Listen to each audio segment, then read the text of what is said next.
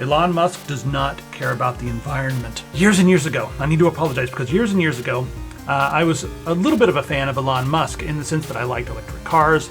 I liked some of the stuff he was doing, like the idea of going to Mars and space rockets and all that stuff. It's pretty cool. I mean, it's like being 7 years old and being like, dinosaurs are cool. Like now, as more of an adult, being like, oh wow, all these things are cool. Solar panels for the home, that's really cool. It kind of goes against the grain, and he's like fighting the system, but it turns out he was just really smart as a rich guy, and he knew how to make an enormous amount of money by being the hinge that turns from like the old way of doing things to the new way of doing things. And that's why Tesla stock is way higher than it should be based upon the sales of Tesla, because it is new technology that is extremely desirable to the world. Yeah, we're going to talk about Elon Musk.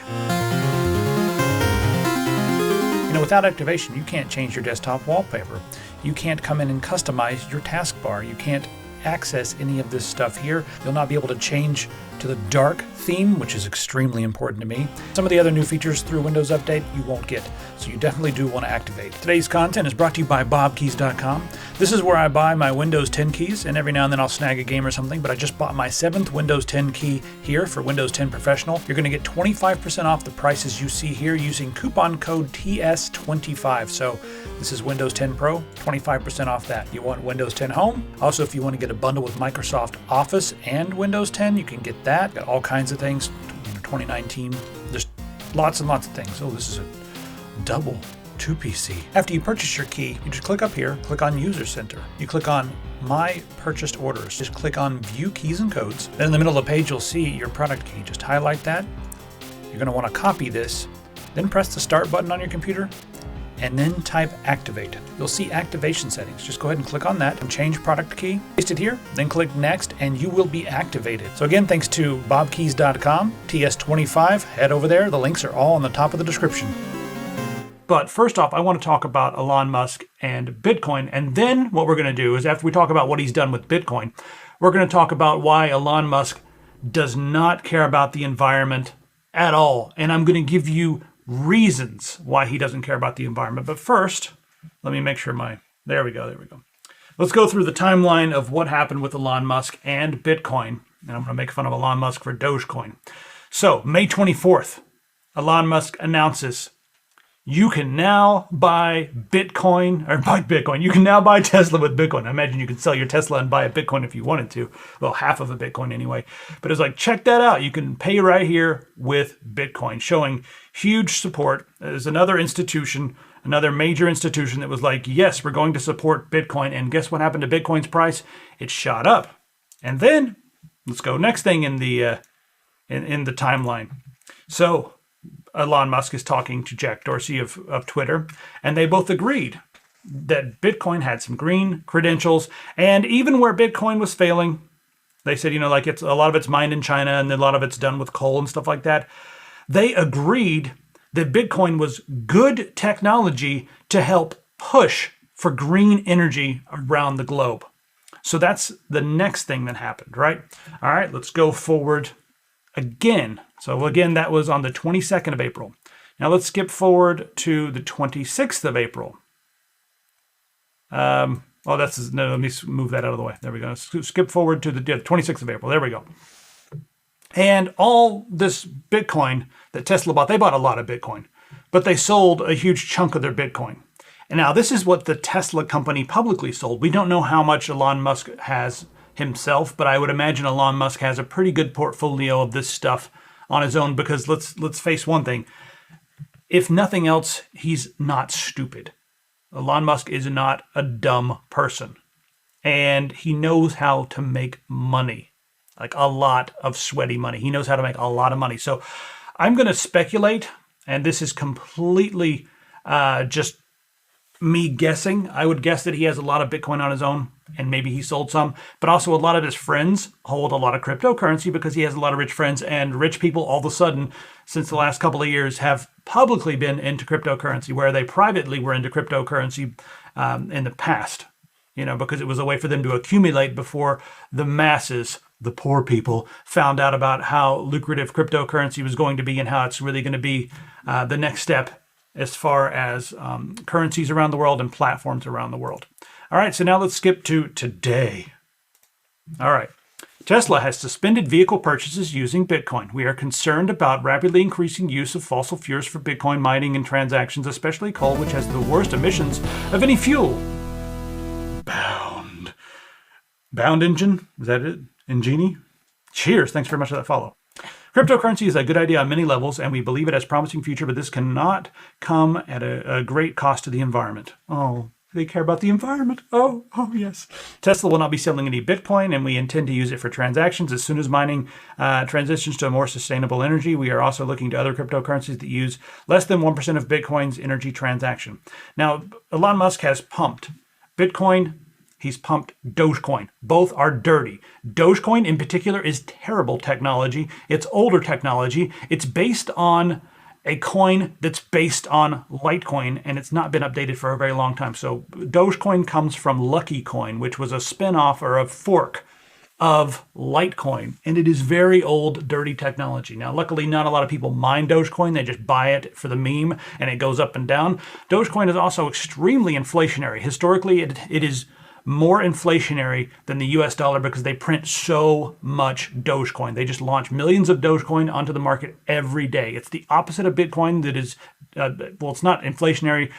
You could argue that it's deflationary, but it just, Bitcoin has a set amount. There's 21 million. Most of those are, well, not most, a lot of those are lost. There's probably about 16 million left, and that's all there's ever going to be in the world. They're never going to turn on the printing machine. There's never going to be any more Bitcoin. So he pumps these coins that are dirty, and he knows they're dirty. It's like Elon Musk did not wake up today and go, oh shit, Bitcoin uses electricity? Nobody told me. Why did we know about this? Bitcoin uses electricity? Run, quick. We got to stop accepting Bitcoin. We have Tesla. Tesla's supposed to be a green company. We sell solar panels for the ceiling. Bitcoin pollutes? Nobody told me that Bitcoin pollutes. Why didn't you tell me this, you idiots? He didn't just wake up and discover this. He did this right after selling a bunch of Bitcoin, and the price of Bitcoin tanked. He has enormous influence over the market, and it's extremely unhealthy. And some of the stuff that he's doing is going to attract way too much attention from lawmakers and from the Security and Exchange Commission, the SEC. And they're going to come in and they're going to overregulate if they're not, if people like Elon Musk don't shut their mouths. So, a little bit of regulation is probably needed for some of these shit coins that come out. Like we've got Poop Coin, and there was Fuck Coin in 2017 that crashed, and BitConnect, and just all these scam coins that are coming out. Right now we've got Pussy Pop, that who knows what's going to happen with that coin. There's Cum Rocket, which is like, it's a deflationary currency. Maybe it's serious, maybe it's not, but these coins are all going to shoot straight up. And as soon as we hit a bear market, they're going to crash to nothing and stay that way for a long time. Maybe they'll come back in 4 or 5 years if they have a serious community behind them. But I doubt most of these shit coins are going to come back. Even Dogecoin is going to crash down, and it won't be in the top 20 anymore, my prediction, after the next bear market. Then it'll probably come back because it has such memeable power. But that's one coin I'm not sure about because of the power of the meme with that in particular coin. We also have coins like the Shiba coin. There's like a Shiba coin.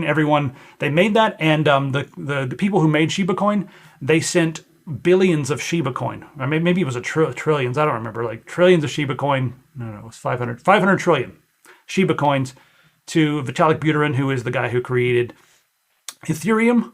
And then they went to the press and said, look, Vitalik Buterin has 500 million or 500 trillion of these stupid coins that we made, these Shiba coins. And the price shot up. Suddenly, Vitalik Buterin has $8 billion worth of Shiba coins. This is a shit coin. He didn't actually buy these things. It was gifted to him because people just give rich people things. They could have used that money to help the world in some way, but no, it's much more fun to give everything to Vitalik Buterin and let him become more and more rich. But that's another side tangent that could be a separate video. We're going to continue on about Elon Musk. Now, we have to talk about the environmental impacts of Bitcoin and just, talk about how bad it is, because I want to know, is Elon Musk doing something that is good for the world, or is he not doing something that's good for the world? So first off, let's talk about the actual carbon footprint. Every year it uses about 707 kilowatt hours of power. So let's compare that to some of the countries around the world. This is in terawatt hours, which is way higher.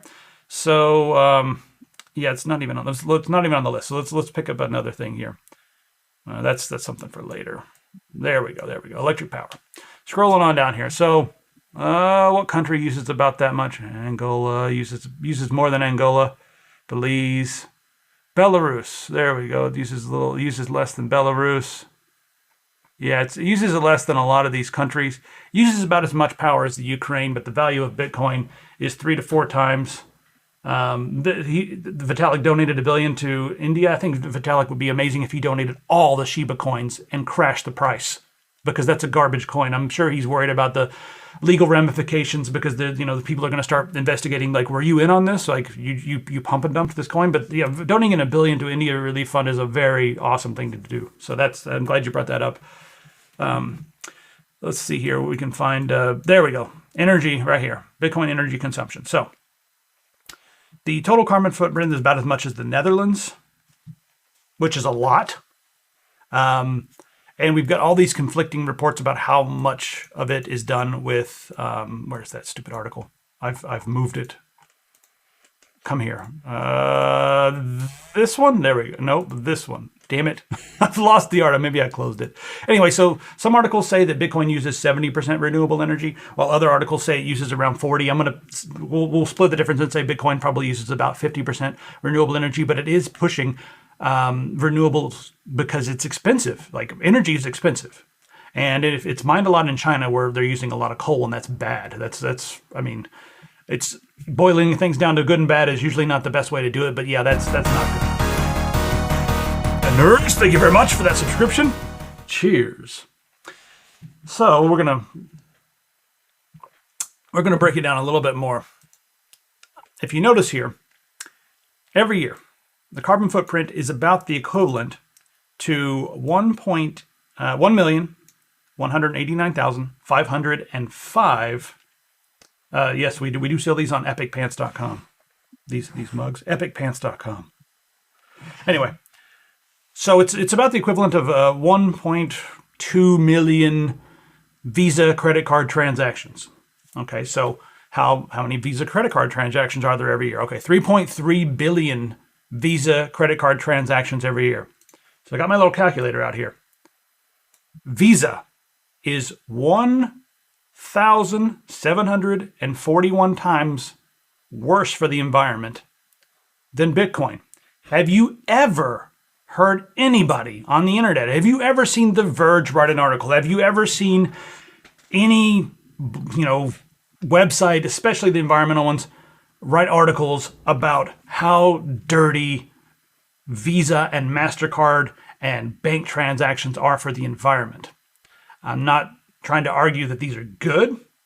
I'm not trying to argue that Bitcoin is good because Visa's much worse. Power consumption is power consumption, and whenever we're using dirty power sources like coal, it's all a net negative effect for the world. So, but just to put things into perspective, people complain and yell and scream about Bitcoin because they want the price to go down so they can buy it. That's the main reason that these websites do this. That's the main reason that rich people complain about it. That's the main reason that Elon Musk is complaining about it. He's going to let the price go down a little bit so some of his friends can jump in. I guarantee you that's what's happening right now. He's like, and then he's going to maybe work on some sort of an effort to get green energy going for mining facilities. I guarantee you that's the stuff he's looking at. Now, I'm sure he's also looking at some better versions of cryptocurrency to take, like Cardano is 1 million times, literally 1 million times more efficient than Bitcoin. Nano is such a better technology than Bitcoin. There's so many different coins that are just way better, but my favorite's Cardano, which is ADA. So anyway, that's the little bit of nonsense about Bitcoin. It's bad, but Tesla still takes Visa. Why aren't they complaining about that? Because it's all posturing, right? Crypto on Mars. Nano's awesome. So next up, that brings me to my other thing about how I don't think Tesla or Elon Musk and Tesla, I don't think they care about the environment. And the reason being is because if Elon Musk cared about the environment, he would not be making automobiles. I don't care if they're electric automobiles. He would not be making automobiles. First off, electric cars. There's some argument that they, do also burn fossil fuels because most of the electricity that goes into them in a lot of countries, especially America, comes from coal, natural gas, and stuff like that. But that's not really the argument I want to make. I want to make the argument that cars in general, whether they're electric or not, are bad for the environment because they encourage sprawl. And if you look at America, and you look the way America is laid out, right around the period where cars were really starting to take shape is when companies started lobbying to stop urbanization and to start sprawl. They want sprawl because that means people are going to need to buy cars.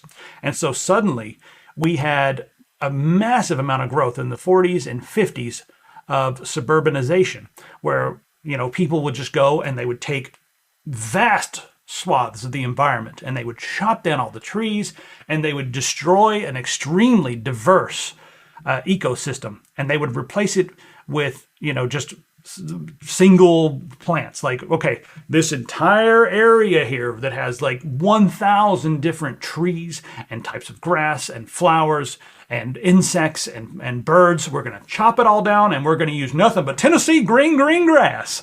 And over here, that guy's across the street, he's got Kentucky bluegrass on his lawn. Ooh, I wonder where he got that pretty grass. But we got Tennessee green grass over here on this side, and we're going to pour pesticides all over our lawns. So suburbanization, it leads to lawns, which are extremely bad for the environment. And the whole like front lawn thing, as opposed to like a natural environment, is largely an American thing. It's just like this weird, stupid thing that Americans do. They have like this flat lawn and they go out there and they destroy the grass and they cut it and they prune it and they make sure that it's all the same thing and it's all uniform, and it stops the natural growth from the environment. It cuts down on the insect populations that are really necessary for soil, fertility and health and stuff like that. It removes most of the bird species from the area, and you'll end up with only 1 or 2 bird species, whereas before you had 20, 30. It's really bad for the environment, and adding more cars to that situation makes it worse. So I'm arguing that just having more cars and focusing on cars means you don't really care about the environment. So what could Elon Musk do if he really cared about the environment? He has an enormous amount of pull. He has an enormous amount of wealth, and he could go and lobby Congress, and he could go on. Whenever he tweets, so many people pay attention because people worship rich people. He could start talking about how the suburban areas need to become more walkable and that we need more public transportation. And you know what that would do as a side effect? Take a look at this chart. This is about safety. Take a look at what kills people in the United States of America. It's way worse in the USA than it is in other countries. I'm not sure why, but it is. But take a look at the deaths here, right? These are the different types of transportation. So airlines barely even making a blip. Railroads, okay, right here up to 2019, railroads are getting pretty safe. Look at that. You can't even see let me see if I can zoom in here so you can see. You can't even see railroads on the chart of like how many people it kills, right? Buses. And then versus passenger vehicles. So look at this. And guess what else it does? Passenger vehicles. How many kids do they kill every year? Well, where's that list I've got? There we go. Top 10 leading causes of child and adolescent death in the USA. Look what number 1 is. Motor vehicle crashes. So not only do you get to posture and say you pretend you care about the environment, you can also pretend you care about the children, Elon Musk.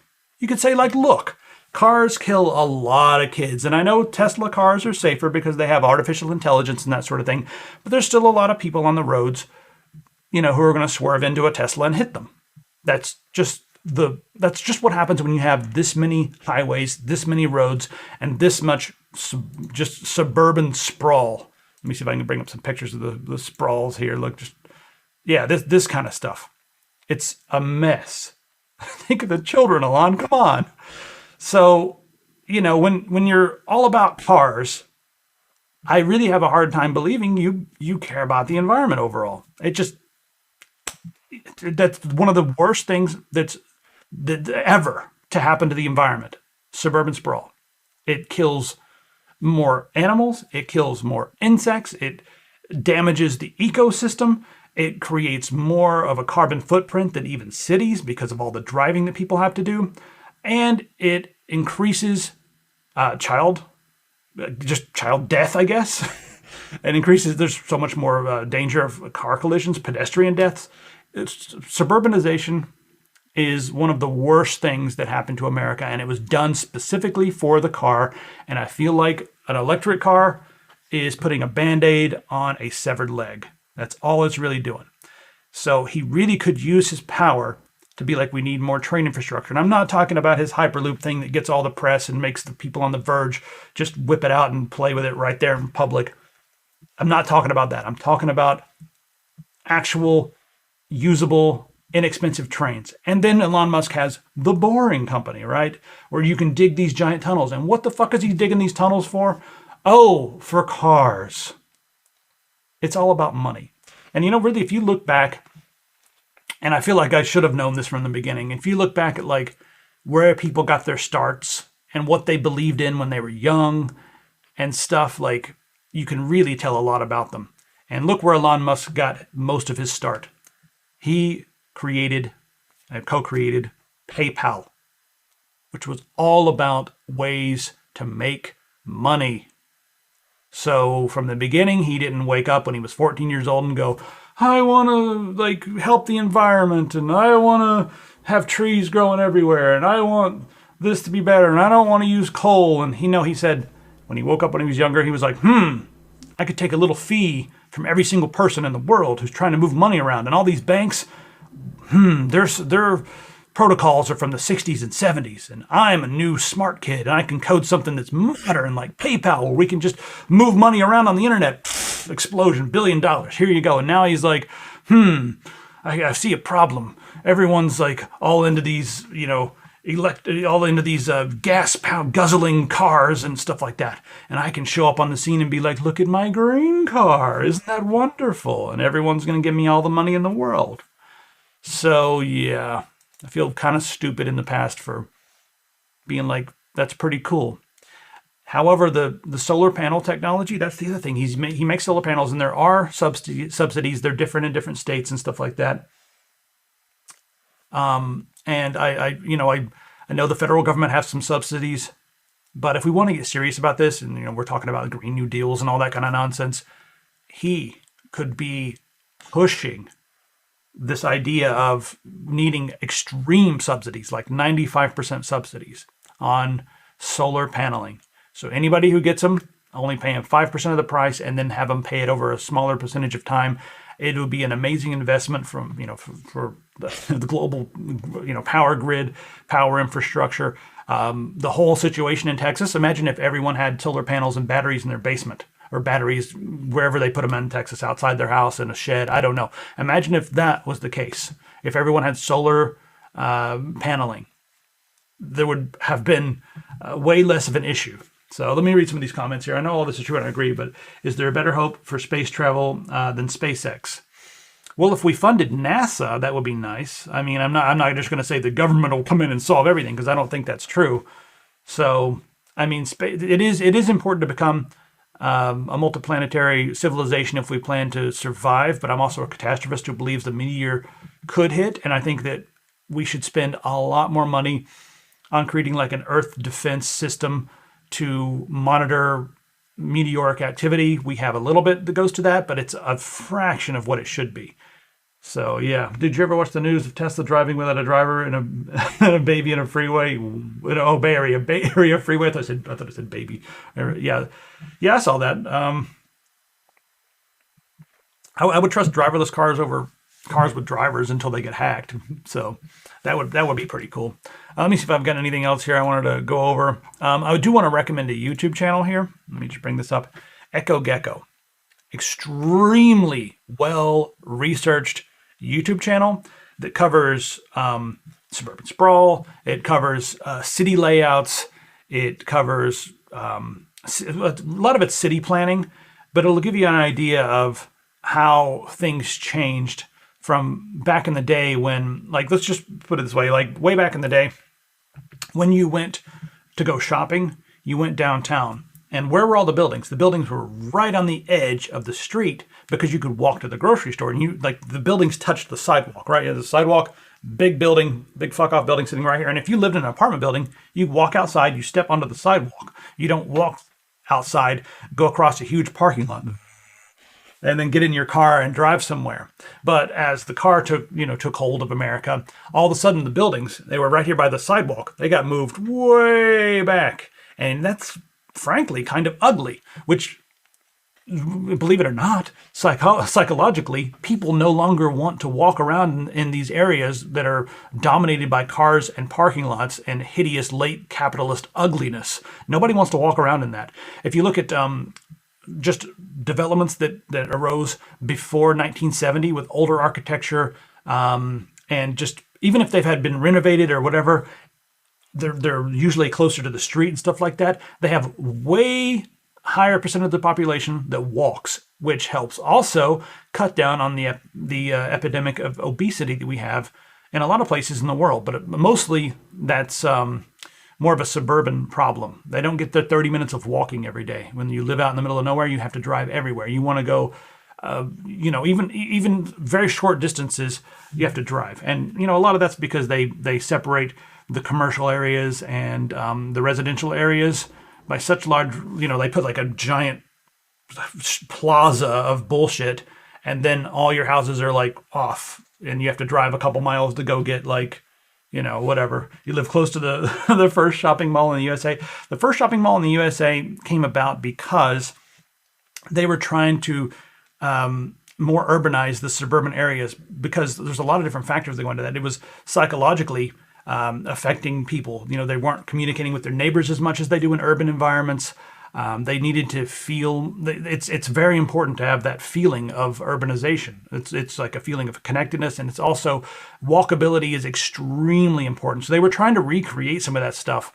And what they ended up doing is, because also like back then there was more segregation. It still exists today, but they were able to create environments that felt kind of like urban environments, but they were able to keep out undesirables. And if you look at some of the original documents and original plans for malls back in the day, they actually said stuff like that. In their documentation, they were like, we will be able to keep out undesirables so that people do not have to look and see poverty, because we don't want people looking at homeless people sleeping on benches and stuff. We don't want people to see that, because that has a negative psychological impact, and they will spend less money. But this is all in like the original documents for making malls and stuff like that. And the guy who created some of the first malls has publicly come out against malls and said, like, what have I created? I'm so sorry. Oh no.